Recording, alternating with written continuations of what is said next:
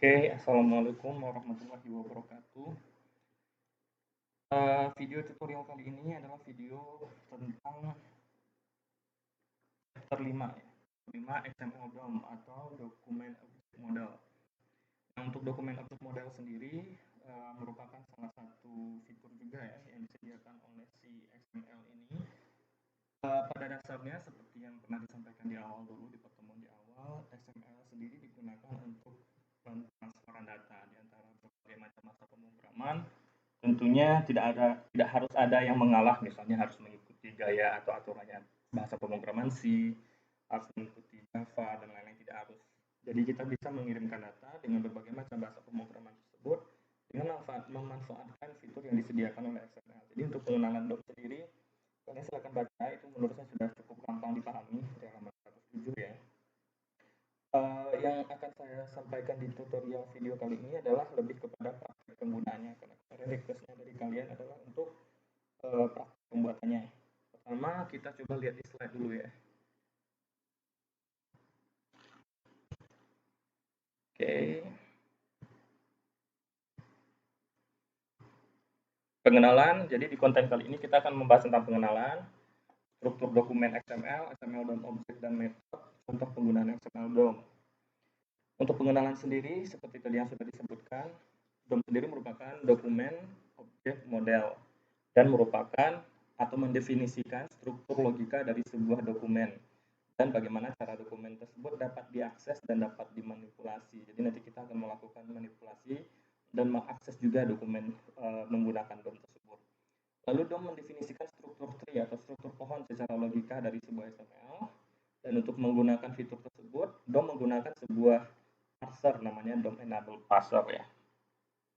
Seperti gambar di sini, ini XML dokumen kita misalnya, lalu nanti aplikasi yang sedang mengakses XML dokumen tersebut, jadi misalnya aplikasi yang pada dasarnya kita bangun menggunakan bahasa pemrograman Java, dia pengen mengakses dokumen XML, dia menggunakan MS XML library tersebut, yaitu dengan DOM enable parser, yang akan memparser atau memparsing dari data-data XML tersebut ke dalam bentuk struktur pohon, karena struktur pohon itu yang dikenali nantinya. Berikutnya, struktur dokumen XML sendiri kalau digambarkan, apa sih yang dilakukan oleh si parser tadi, si DOM enable parser tadi, ketika dia membaca sebuah file XML, file ekstensi XML yang sudah well form itu maksudnya yang sudah mengikuti tata penulisan struktur XML yang sudah kita bahas di pertemuan-pertemuan sebelumnya. Kalau sudah sesuai, tidak ada error, tidak ada yang salah, parser tersebut akan membacanya dengan bentuk atau kalian bayangkan mereka mentransformasikan atau mengkonversikannya ke dalam bentuk struktur pohon seperti gambar yang ada di slide ini, seperti elemen employee data. Elemen data ini memiliki child yaitu employee, dan child sendiri juga memiliki elemen child lagi yaitu employee name, address, dan juga salary. Nah, untuk employee data pastinya karena dia diletakkan di paling atas dan memiliki sebuah employee atau sebuah elemen namanya employee, dan employee memiliki 3 buah child yaitu employee name, address, dan salary. Nanti semuanya kurang lebih seperti itu digambarkan. Address juga memiliki child lagi yaitu address, dan ini teksnya ya, teks dari elemen. Jadi si parser tadi akan menggambarkan atau membuat penerjemahan melalui fungsi dia atau kemampuan dia menjadi gambar seperti ini, kurang lebih penggambarannya seperti ini. Next, XML DOM sendiri untuk objek dan metodenya terdiri dari dokumen objek, elemen objek, not objek, sampai dengan parser error. Ini semuanya penjelasannya ada di buku juga di dalam tabel di halaman 110 sampai dengan halaman berapa ini? Sampai dengan halaman 118. Jadi bisa dibaca nanti penggunaannya bagaimana, nanti akan ada juga di contoh tutorial yang saya buat video ini di tutorial penggunaan atau implementasinya, nanti akan ada beberapa contohnya. Namun jika kalian pengen mencobakan semuanya atau misalnya kayak pengen ngulik satu-satu fungsi yang ada, silahkan di dokumen objek nanti ada berbagai macam fungsi yang bisa digunakan di elemen objek juga, yang intinya kalau dokumen objek ini kita gunakan untuk mengambil objek dokumen, karena dokumen tersebut yang di dokumen XML ketika akan berkomunikasi dengan aplikasi 1, aplikasi 2, aplikasi 3, dokumen tersebut baru bisa dikomunikasikan jika memiliki objek. Jadi kita bikin objek dengan menggunakan dokumen objek. dengan elemen objek, kita membuat objek dari elemen-elemen dari sebuah XML. Lalu juga node, ini lebih kepada node-node yang ada di dalam XML. Daftar node list atau sekelompok node-node, atribut-atribut yang ada, text, data section, dan juga error-error yang muncul. Silakan dibaca. Ini kurang lebih juga ada di slide ya penjelasannya. Ini bisa saya skip karena ini kalian bisa baca sendiri. Oke, berarti kita langsung ke codingan. Untuk codingan sendiri, setelah saya cek, ada beberapa disebut kesalahan bukan juga ya. Ada beberapa codingan yang menurut saya sebenarnya tepat mungkin, tapi mungkin udah obsolete aja karena ini buku tahun 2012 dan sekarang 2020, dan wajar saja kalau seandainya sudah obsolete beberapa sintaks di dalamnya. Jadi mungkin kalau ada yang sudah mencobakan namun tidak berhasil, saya maklumi. Jadi sekarang kita coba dulu untuk yang pertama di halaman berapa itu?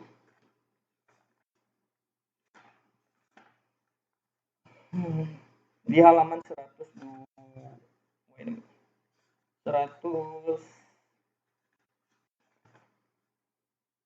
119 penggunaan XML DOM untuk mengakses dokumen. Di sini ada nasabah.xml sama tampil dom.html. Silahkan kalian buka filenya atau perhatikan video ini, nanti ikuti kalau ada perbaikan-perbaikan yang saya lakukan sepanjang video. Sekarang buka dulu file yang sudah saya edit ya. Di sini ada nasabah dan juga tampil dom. Nasabah XML, satu lagi tampil dom HTML. Oke, kita perhatikan dulu nasabah XML-nya.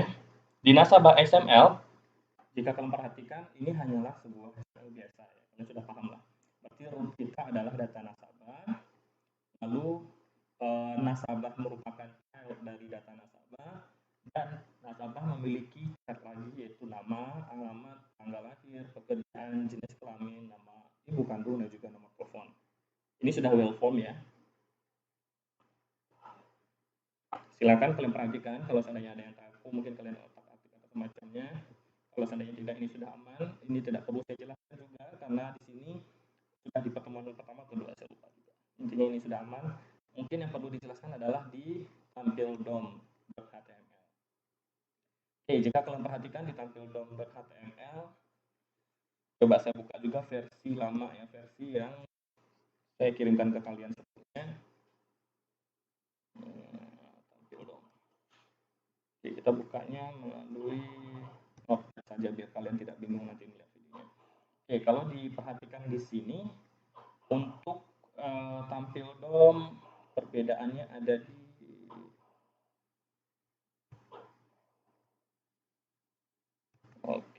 untuk tampil dom, oh ya tidak ada ya. Untuk tampil dom masih saya gunakan yang sama karena masih jalan sebenarnya. Yang saya ubah itu nanti ada di codingan untuk menghapus dan menambah elemen dari sebuah XML. Nah kalau ini, kalau seandainya kalian sudah mencoba jalankan tidak berhasil berjalan, coba ganti browsernya. Karena tadi saya juga pertama kali coba tidak bisa di Chrome. Lalu ketika saya coba ganti browsernya menjadi Internet Explorer, alhamdulillah sudah jalan. Jadi nanti kalau seandainya kalian jalankan akan muncul pop-up, yaitu data nasabah adalah root element. Lalu kemudian muncul lagi isi atau data dari elemen XML kalian tersebut, yaitu nasabah dan chart-chartnya semuanya. Oke, kita coba seandainya saya jalankan di Mozilla Firefox di Chrome. Kita kopas linknya.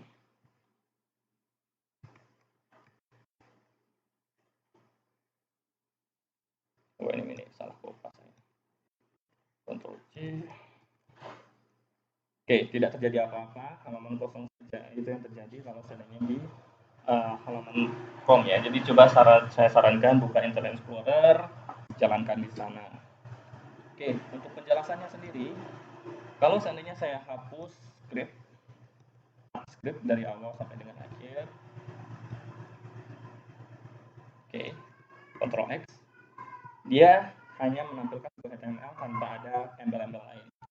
HTML lain dengan titel biasa, 5 saya ganti Terus ada di badan atau di body tag-nya itu ada kita pakai atribut onload. Jadi atribut onload ini semacam konstruktor kalau seandainya kita menggunakan bahasa pemrograman kayak Java, C, dan juga bahasa pemrograman lainnya. Itu ada konstruktor namanya. Konstruktor itu adalah sebuah fungsi yang akan jalan otomatis ya.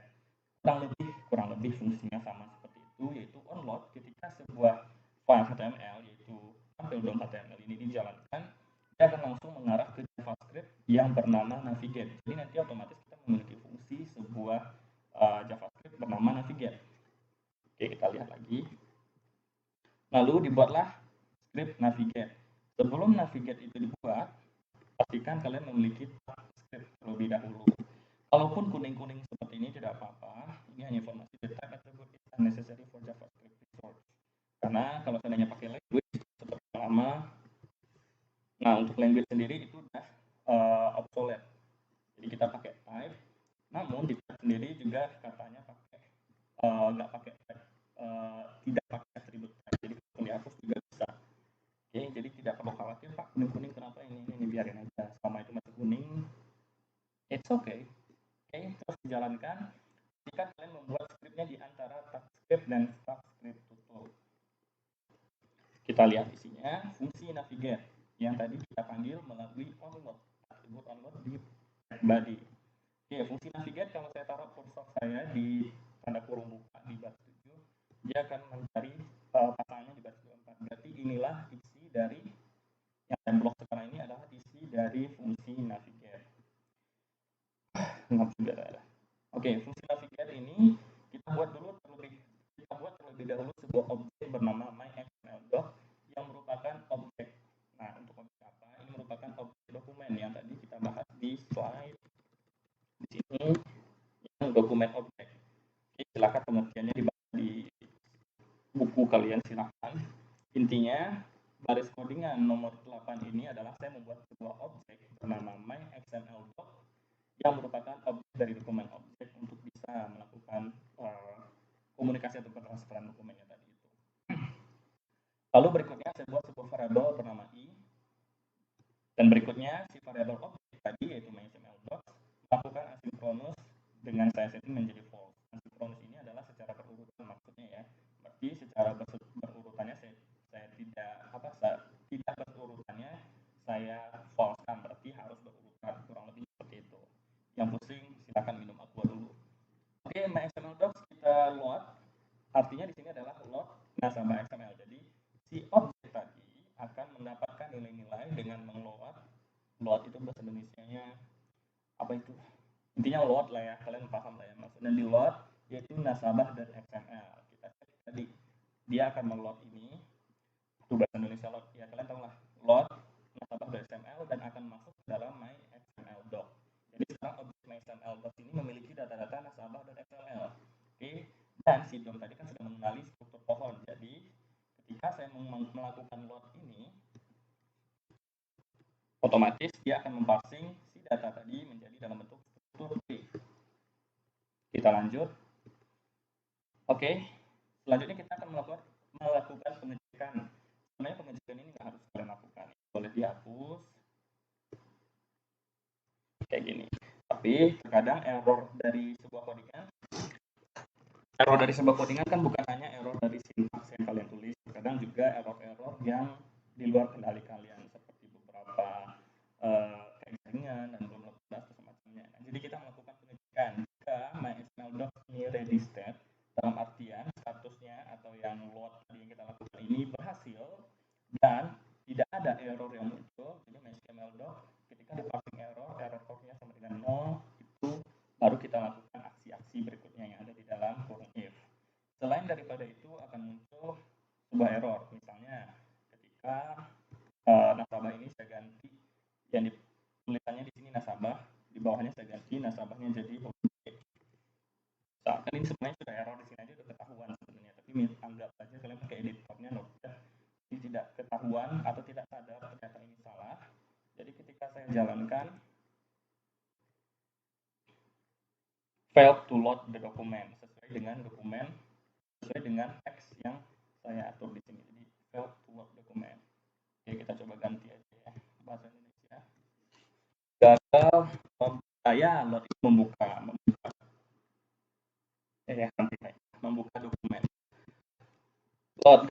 membuka dokumen, we have to love Indonesia, our mother tongue, right?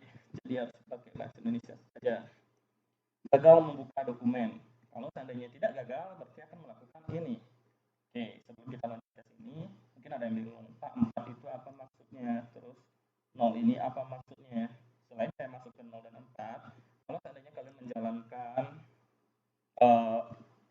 secara author ya, compare, terus kalian pilih author, akan muncul error, di mana simbol dan tidak dikenangi.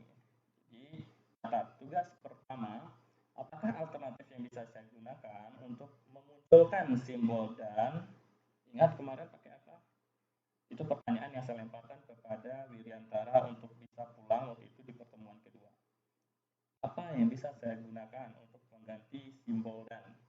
Tugas pertama. Oke, nanti saya informasikan bagaimana cara pengumpulan tugasnya. Dan kita lanjut. Untuk informasi lain ada 0, 1, 2, 3, 4. Saya juga sudah buatkan stepnya ya untuk kalian. Nanti step ini mungkin saya taruh di deskripsi video aja, silahkan dilihat. Yaitu ada ready state. Kita akan menggunakan ready state, menggunakan fungsi ready state.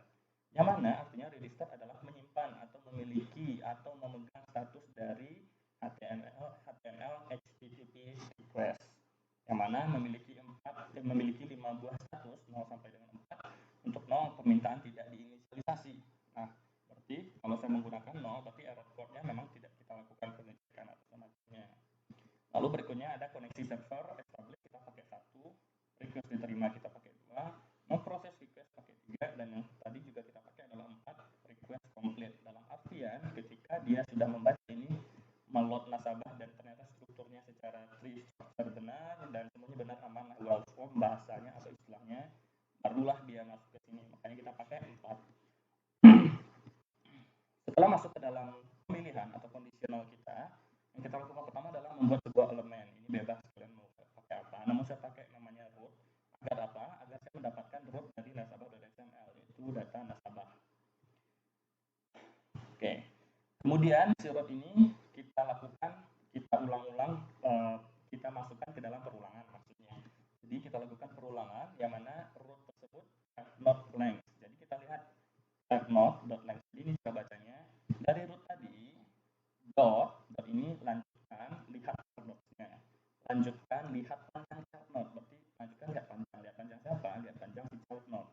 Nah, chart node kita kan di bawah ini berarti ada beberapa ini. Kita cek dengan melakukan perulangan. Kalau sudah ketemu, node-nya ada berapa? 1, 2, 3, 4, 5, 6, 7, 8. Ada 8. Kalau seandainya sudah selesai, tampilkan semuanya tersebut di dalam sebuah fungsi alert. Nah, fungsi alert ini kan fungsi JavaScript biasa. Normalinya kayak something like that. Nah, sekarang kita tampilkan yang mana penampilannya juga mengikuti item nodes, the item ke 0 sampai dengan panjang dia habis. Karena ini 8 berarti sampai indeks ke 7. Jadi nanti otomatis item 0 CI ini berubah menjadi 0, 1, 2, 3, 4, 5, 7 seperti itu karena ada 8 file. Ganti jadi. Oke. Dan menampilkannya dalam bentuk .xml. Si item yang ada di .xml. Jadi di dalam nasabah.xml tampilkan setiap nodes-nya mulai dari nodes ke 0 sampai dengan panjangnya berapa yang tadi didapat, yaitu 7 kurang lebih seperti itu. Oke, itu saja untuk yang nasabah dan file DOM. Oh ya, kalau seandainya kalian pengen mengganti default browser kalian, karena pada dasarnya kalau seandainya dijalankan itu langsung ngarahnya ke Chrome. Kalian tinggal ganti cari di option. Oke, mohon perhatiannya Bapak Ibu, silahkan lihat option, preference, global, terus dia default internet browser. Oke, saya ulangi lagi karena makanya perhatikan. Option, preference, global, default internet browser. Kalau bingung disuruh mengarahkan folder, ya nggak apa-apa, tinggal dibuka. Oke, mana browser kalian ada maksudnya ya. Ini kalau nggak salah program files,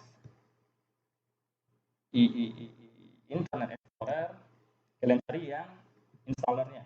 Kalau di sini kan Internet Explorer.x, jadi tinggal di open kayak gitu. Nanti ketika kalian run, otomatis dia akan run ke browser yang kalian pilih tersebut.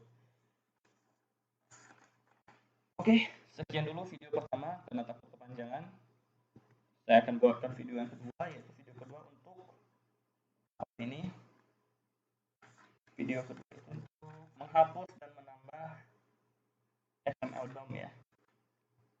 Kalau ini baru untuk menampilkan biasa. Oke. Silakan disimak, dipelajari. Jadi dari video ini ada satu tugas, yaitu kalian mencari. Saya harus mengganti dan ini dengan cara bagaimana. Oke, ampersand ini misalnya gantinya bagaimana? Sudah saya sebutkan aku juga sedikit. Oke, sekian dari saya. Terima kasih atas perhatiannya. Assalamualaikum